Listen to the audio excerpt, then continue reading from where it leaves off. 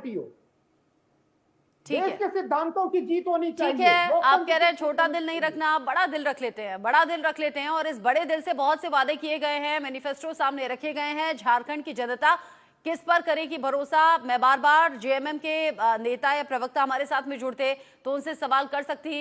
ये डिबेट थोड़ी सी अधूरी जरूर लग रही है। के मिश्रा जी, आप रिवर्ट करना चाह रहे थे, जरूर कीजिएगा। साथ ही मुझे बताइएगा कि झारखंड आदिवासियों को आज तक भी उनका हक मिल पाया क्या, और अगर नहीं मिला तो कौन है जिम्मेदार? देखिए, आज तक झारखंड के साथ जिस तरह से सौतेला व्यवहार हुआ है वो देश की हर पार्टियों ने किया है। जिस कहते नहीं है कि खजाना लूटा जाता है, जो अंग्रेज आते थे और भारत को लूट के अपने देश में ले जाते थे, तो हर राज्यों के जो जिस तरह से केंद्र सरकार जिस तरह से वहां पे जो खनिज पदार्थ होने के बावजूद भी सबसे ज्यादा यदि देखा जाए तो कोयला हो, चाहे लोहा हो, चाहे वो बॉक्साइट हो, वो झारखंड में होने के बावजूद भी आज जो झारखंड की जो स्थिति है वो कहीं ना कहीं बहुत ज्यादा जो जिम्मेदार है वो बीजेपी और कांग्रेस है, और साथ में जेएमएम भी है, जो उनके इतना सारा पैसा होने के बावजूद भी, खनिज पदार्थ होने के बावजूद भी वहां का विकास आज नहीं हुआ। जो मकसद बिहार का बंटवारा करने के लिए जिस तरह और झारखंड का विकास की ओर अग्रसर करने के लिए जो नए राज्य की स्थापना हुई थी, वो राज्य आज भी अपने सपनों से दूर है। और मेरा यहाँ पे के मिश्रा जी को मैं थोड़ा बधाई दे दूं कि बीजेपी के यदि आपके कोई लोग सुन रहे होंगे तो आपका ध्यान बहुत जाएगा, आप बीजेपी के प्रवक्ता बन जाएंगे बहुत जल्दी। आप कौन सी पार्टी के बनेंगे, आप भी बता दीजिए। नहीं, मैं तो देखिए मैं तो एक एनालिस्ट के रूप में दोनों पार्टी की बुराई कर रहा हूं, लेकिन मिश्रा जी का एक बार भी मैंने देखा नहीं, सिर्फ राहुल गांधी को कोसने के अलावा कुछ नहीं करते। राहुल गांधी को कोसना बुरा लग गया, इसका मतलब कांग्रेस के प्रवक्ता आप बनेंगे के शर्मा जी? मैं देखिए मैं 10,000 साल पुराने इतिहास का इनको पता ही नहीं है।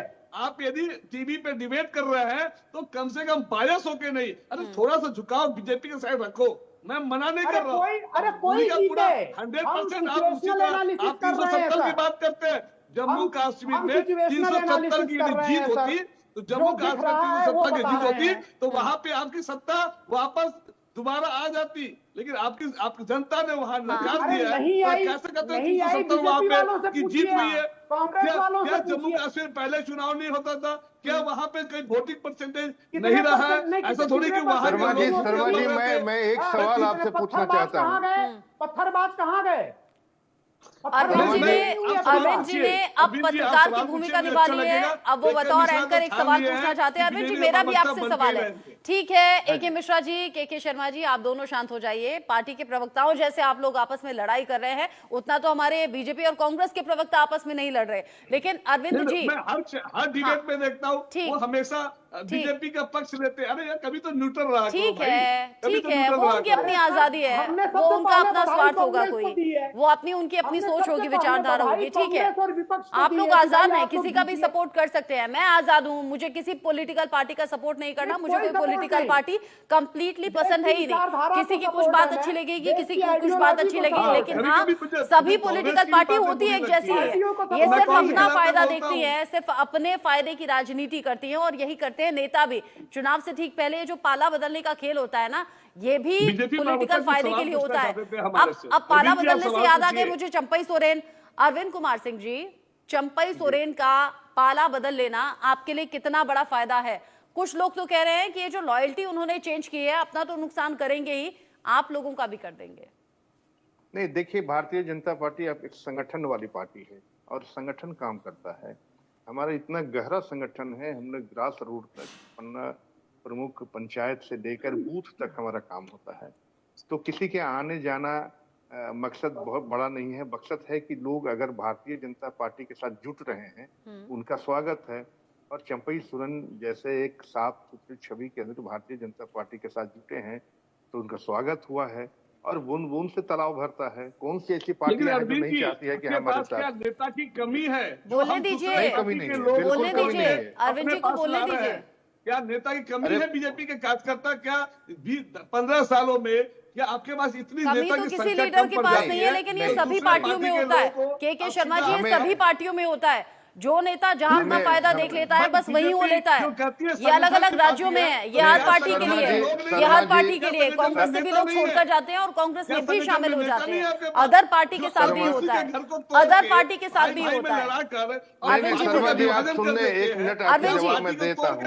जवाब दे रहे हैं। के शर्मा जी पहले सुन लीजिए, अरविंद जी जवाब दे रहे हैं, उसके बाद रिएक्ट कीजिए। आप बता दें, भारतीय जनता पार्टी की एक बार सांसद में मात्र 2 ही सांसद थे।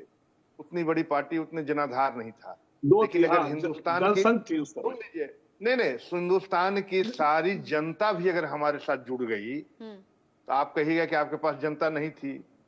अरे सारी जनता आपको छोड़कर क्यों भारतीय जनता पार्टी के साथ आ गई?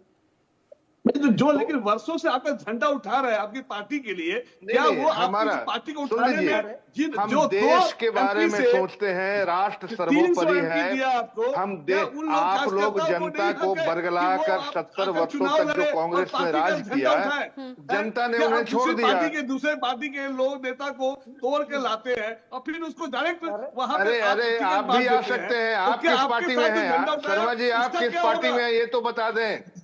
मैं तो मिश्रा जी को भी नहीं जानता हूं, लेकिन मिश्रा जी से आग्रह करूंगा कि वो शर्मा जी की थोड़ी तारीफ कर दिया करें, ताकि लोग नहीं है क्या संगठन में नेता नहीं है? शर्मा जी राष्ट्र सर्वोपरि है और भारतीय जनता पार्टी हर पार्टी के दरवाजे खुले रहते हैं। आपको आत्ममंथन करना चाहिए। नहीं आप ये तो बता दें कि आपके पार्टी के इतने बड़े नेता आपको छोड़कर क्यों चले आए? फायदा दिखा इसीलिए छोड़कर चले गए। जेबा जी नुकसान सब कुछ देखना जेबा है। जी राहुल गांधी कहते हैं ठीक है, अब आप तीनों शांत हो जाइए। अब एक महिला को सुन लेते हैं, महिला पैनलिस्ट है। अरे महिला के प्रति सम्मान ही दिखा दीजिए थोड़ा सा, शांत हो जाइए सभी। जेबा जी, जिस तरीके से राहुल गांधी भारत जोड़ो यात्रा, भारत जोड़ो न्याय यात्रा निकालते हैं, वो कहते हैं नफरत के बाजार में मोहब्बत की दुकान में खोलने आया हूं। ये दुकान खुलती क्यों नहीं? वोट बैंक में तब्दील क्यों नहीं होती? कमी कहां रह जाती है? और 2019 में 16 सीटें कांग्रेस ने जीती थी, इस बार बढ़ने वाली है क्या? बिल्कुल बढ़ेगी इस बार सीट। और मैं ये बोलना चाह रही हूँ, मोहब्बत की दुकान तो खुल रही है, लेकिन भाजपा का जो लगातार नफरत फैलाने का एजेंडा है, प्रोपेगेंडा जो करती है, आप इस पर भी तो बात कीजिए। विकास की तो ये बात ही नहीं करते हैं। जहां भी चुनाव होता है ये बांटने पहुंच जाते हैं। ये अपने पिछले वादों को नहीं बताते हैं कि हमने वो वादे पूरे किए हैं या नहीं, और वादे कर लेते हैं। जब पिछले वादे आपने अब तक 2014 में जो वादे करके आए थे वो आपने पूरा नहीं किया, तो आज जो वादे कर रहे हैं वो कैसे पूरा कीजिएगा? आपको लगता है ये बातें आपको करनी चाहिए? मुख्य विपक्षी पार्टी होने के नाते ये काम आपको करना चाहिए। आप जाइए ना लोगों के बीच में, बताइए कि इन लोगों ने काम नहीं किया। हम जो वादे कर रहे हैं वो तो पूरा कर रहे हैं।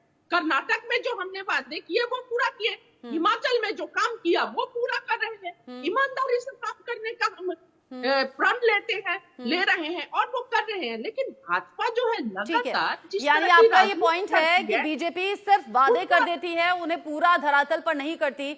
इससे पहले सुबह जो पैनलिस्ट मेरे साथ जुड़े थे अरविंद जी, वो भी यही कह रहे थे कि केंद्र सरकार ने कहा था कि 2 करोड़ नौकरी हम हर साल देंगे, वो दी नहीं है। ऐसे कई वादे और गिनवा लिए। किसानों की आय दोगुनी, किसान आज भी आत्महत्या कर रहे हैं, नौकरी, बेरोजगारी ये बड़ी समस्या है, भ्रष्टाचार खत्म नहीं हुआ, नोटबंदी इस नाम पर भी हो गई, लेकिन ये सब चीजें धरातल पर आई नहीं। एक मिश्रा जी रिएक्ट करना चाह रहे हैं। एक दिन इसी मुद्दों पे डिबेट आप रख दें, मैं आंकड़े लेकर रहूंगा। अच्छा, बहुत अच्छी बात है, बहुत अच्छी बात है, रखूंगी जरूर। किसानों के खाते में, हर किसान के खाते में 6,000 रुपए डायरेक्ट उसके अकाउंट में चल रहा है। मैंने पूछा क्या किसानों की आत्महत्या रुक गई? क्या उनके जो आय दोगुनी करने का सपना था और वादा था वो पूरा हो गया? मैं आपको बता दूं कि जहां पहले धान का जो न्यूनतम क्रय मूल्य था वो 1,200 रुपए था, आज 2,390 रुपए हो गया है। जाके पूछिए ना, कोई लेने वाला। 20 सेकंड में एके मिश्रा जी, 20 सेकंड में आप बहुत देर से रिवर्ट करना चाहते हैं, सबकी आवाज नीचे कर दीजिए, सिर्फ एके मिश्रा बोलेंगे। 20 मिनिमम सपोर्ट प्राइस अगर बढ़ गया तो कोई लेने वाला नहीं है। एके मिश्रा जी सिर्फ 20 सेकंड, सभी की आवाज नीचे, सिर्फ एके मिश्रा जी आवाज ऊपर।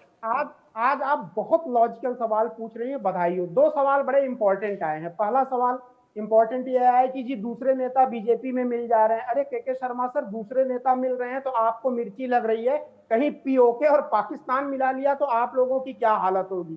एक और बड़ा इंपॉर्टेंट चीज, मोहब्बत की दुकान क्यों नहीं खुल रही है उसका जवाब ले लीजिए। बीजेपी में मोहब्बत शामिल की नहीं दुकान खुलने वाली थी, लेकिन योगी जी ने बोल दिया दुकान खोलने से पहले मालिक का नाम लगा, सारे शटर बंद हो गए।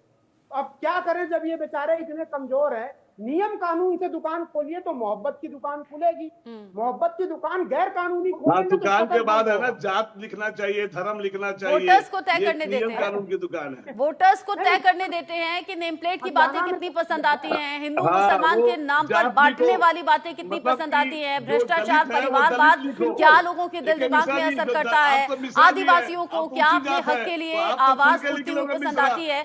झारखंड में 15 जिलों की 43 सीटों पर आज 1,37 लाख से ज्यादा वोटर्स वोट डाल रहे हैं और कैद कर रहे हैं 683 उम्मीदवारों की किस्मत आज ईवीएम में।